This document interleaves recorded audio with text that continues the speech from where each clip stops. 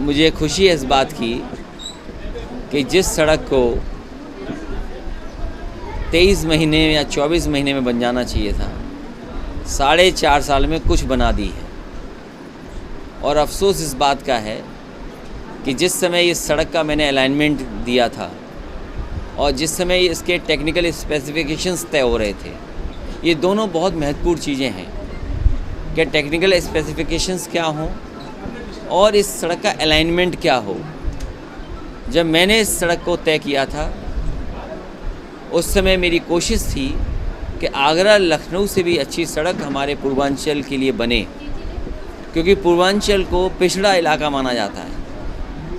पूर्वांचल में गरीबी ज़्यादा मानी जाती है। पूर्वांचल के हमारे किसान, उनको क्या सुविधा मिले, इसलिए समाजवादी सरकार में सबसे बेहतरीन सड़क डिज़ाइन की गई थी, जिसका अलाइनमेंट, जिसका टेक्निकल स्पेसिफिकेशंस इतने अच्छे रखे गए थे जिससे कि आगरा लखनऊ से भी बेहतर ये सड़क बनती। और जब कभी भी मैंने अपने भाषण में, प्रेस में या विधानसभा के सामने जिस समय शिलान्यास किया था, उस समय भी मैंने ये कहा था कि आगरा लखनऊ से बेहतर सड़क ये बनेगी। आज मैंने चल के खुद देखा है, जिस गुणवत्ता के साथ ये सड़क बननी चाहिए थी, जिस क्वालिटी को बनाए रखना चाहिए था, वो क्वालिटी सरकार नहीं बना पाई। सरकार का ये दावा नहीं होना चाहिए कि ये सस्ती बनी है, ये महंगी बनी है। मैं ये सरकार से जानना चाहता हूँ, क्या ये आगरा लखनऊ से बेहतर सड़क बनी है? आगरा लखनऊ 21 महीने से लेकर के 23 महीने में बन करके तैयार हो गई थी और नेताजी के जन्मदिन पे सुकोई और मिराज उस सड़क पर उतरे थे। इस सड़क की क्वालिटी ख़राब है और इस सड़क के आसपास जो सुविधाएं मिलनी चाहिए थी, वो सुविधाएं अभी भी अधूरी हैं। कहीं गरीबों को अंडरपास नहीं मिला, किसानों को सर्विस लेन जितनी चौड़ी होनी चाहिए तो वो सर्विस लेन चौड़ी नहीं है। आपके लिए और जो व्यवस्थाएं होनी चाहिए तो वो नहीं दे पाई है सरकार। और भारतीय जनता पार्टी का सबसे प्रिय काम है शौचालय बनाना। भारतीय जनता पार्टी अक्सर अपने भाषणों में इधर कहना बंद कर दिया है। जब से प्रधानी का चुनाव हो गया है तब से भारतीय जनता पार्टी शौचालयों की बात नहीं कर रही है, वरना आपने देखा होगा उनके बड़े बड़े नेता केवल शौचालय की बात करते थे। उनका प्रिय काम था शौचालय बनाना। आगरा से लखनऊ एक्सप्रेसवे में न जाने कितनी जगह बेहतरीन शौचालय बने हैं। इसमें ये बताइए कहाँ शौचालय है? हम ही चल कर के आए तो हम कहाँ जाते? शौचालय नहीं है, लाइट नहीं है, कुछ नहीं है, आधी अधूरी बना दी और वो भी गुणवत्ता ख़राब, और कहते हैं हमने सस्ती बना दी। सस्ती बनानी थी कि आपको पूर्वांचल के लिए सबसे बेहतरीन सड़क बनानी थी। ये समाजवादी पूर्वांचल एक्सप्रेसवे था, केवल नाम बदल दिया। आने वाले समय में सरकार बनेगी, पूर्वांचल के लोगों को मैं भरोसा दिलाता हूँ बेहतर सड़क होगी और इसका पुनः नाम समाजवादी पूर्वांचल एक्सप्रेसवे होगा। और इसके किनारे जो किसानों को सुविधाएं देनी थी, मंडी बननी थी, ये तो मंडी ख़त्म कर रहे हैं। किसान कहाँ जाएगा अपनी फसल लेकर के? मान लो खेतों में धान खड़ा है, अगर धान की उसको MSP चाहिए, कीमत मिलनी चाहिए, तो वो आखिरकार कीमत कहाँ लेने जाए? इसलिए मंडियाँ नहीं बनी हैं। समाजवादी सरकार बनेगी, मंडी बनेगी, जिससे कि उनकी फसल या सब्जी या पैदावार को बाज़ार मिल सके। वो इंतज़ाम समाजवादी लोग करेंगे। मुझे खुशी है कि बाबूजी उस समय थे, ये भी थे मंत्री, इन दोनों का नाम लिखा था इस एक्सप्रेसवे पर। ये हमारे विधानसभा के सामने शिलान्यास हुआ था। ये सरकार ऐसी है जो शिलान्यास का शिलान्यास कर रही है। समाजवादियों ने शिलान्यास किया और फिर शिलान्यास किया प्रधानमंत्री जी ने। अब उद्घाटन हमने कर दिया तो अब इन्हें उद्घाटन का उद्घाटन ही करना पड़ेगा। देखिए, हमारा ये परिवार है, ये परिवार है, ये भी परिवार, और जितने खड़े सब परिवार हैं। तो परिवार के बीच में अगर हम थोड़ा कम आ पाते हैं तो कोई नाराज़ नहीं होगा। और भारतीय जनता पार्टी वाले चिंता न करें, नहीं, उनसे ये कहिए, भारतीय जनता पार्टी वालों, ये आजमगढ़ में कुछ काम करोगे कि नहीं करोगे? जो मेडिकल कॉलेज है, ऑक्सीजन की ज़रूरत पड़ी, आप जिलाधिकारी महोदय से पूछिए, ऑक्सीजन का प्लांट तुरंत लिख दिया, कभी हमने मना नहीं किया। यहाँ का अस्पताल जो बना है अतरौलिया का, 200 इतना, अच्छा ये शहरों में नहीं बनता ऐसा अस्पताल। अरे कम से कम एम्बुलेंस ला देते बीजेपी वालों। और ये 100 नंबर की अधिकारी, 100 नंबर की जो अधिकारियों ने छीन ली गाड़ियाँ, इनोवा। आप पुराने लोग हैं, जानते होंगे, थाने में डीजल पेट्रोल नहीं होता था, गाड़ी किससे चले? कम से कम डीजल पेट्रोल और गाड़ी अच्छी दी। अधिकारियों को पता लग गया कि हेड कांस्टेबल अच्छी गाड़ी चल रहा है, वो गाड़ी छीन ली। तो योगी जी और मुख्यमंत्री जी बताएं कि 100 नंबर में कितनी गाड़ियाँ बढ़ाई। नाम तो बदल दिया 112, लेकिन गाड़ियाँ कितनी बढ़ाई।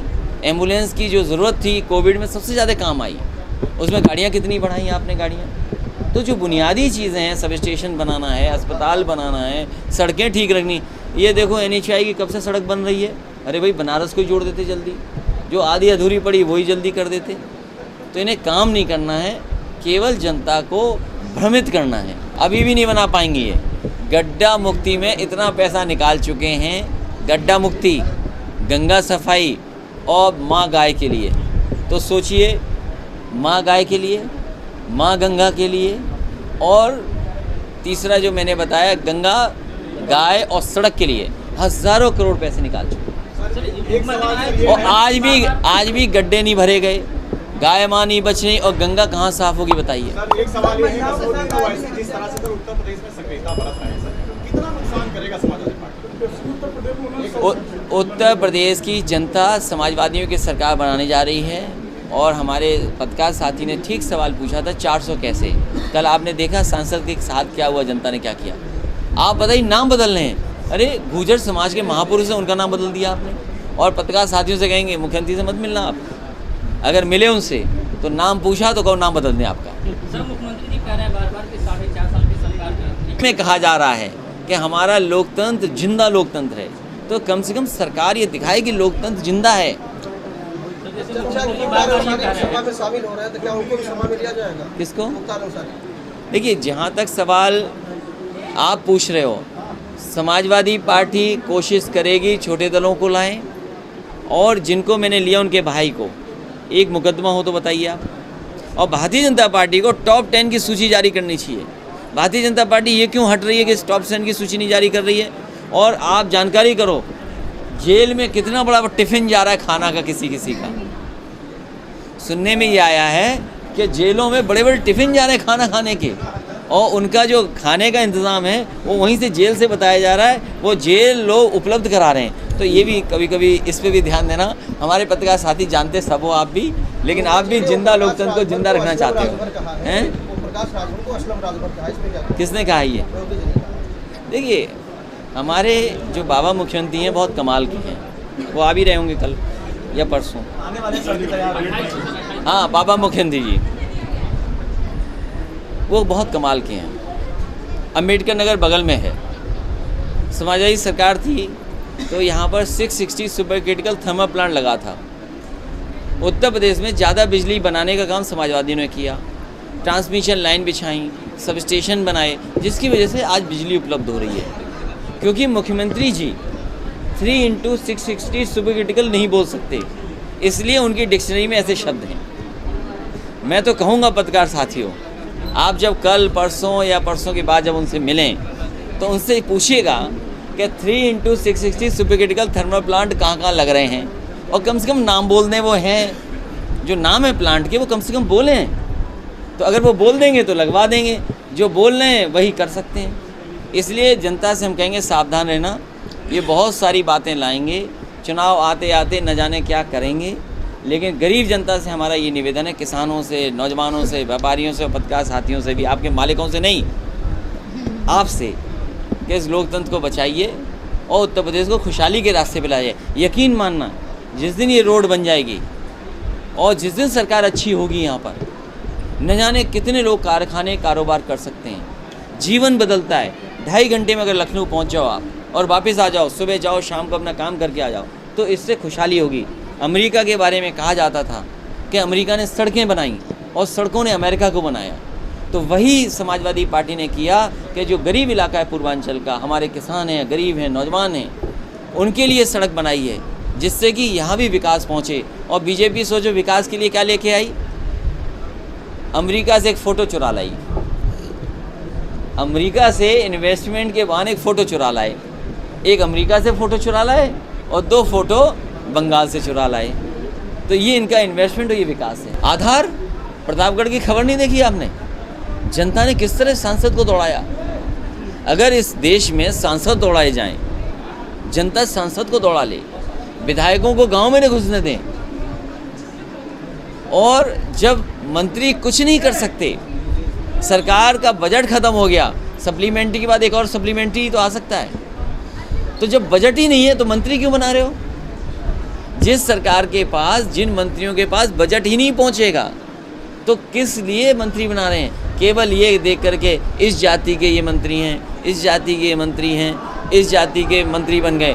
जाति के मंत्री बन जाने से लाभ नहीं होना है। जब तक जो उनकी मूल समस्याएं हैं, पिछड़े वर्ग के लोग चाहते हैं कि उनकी जाति जनगणना हो।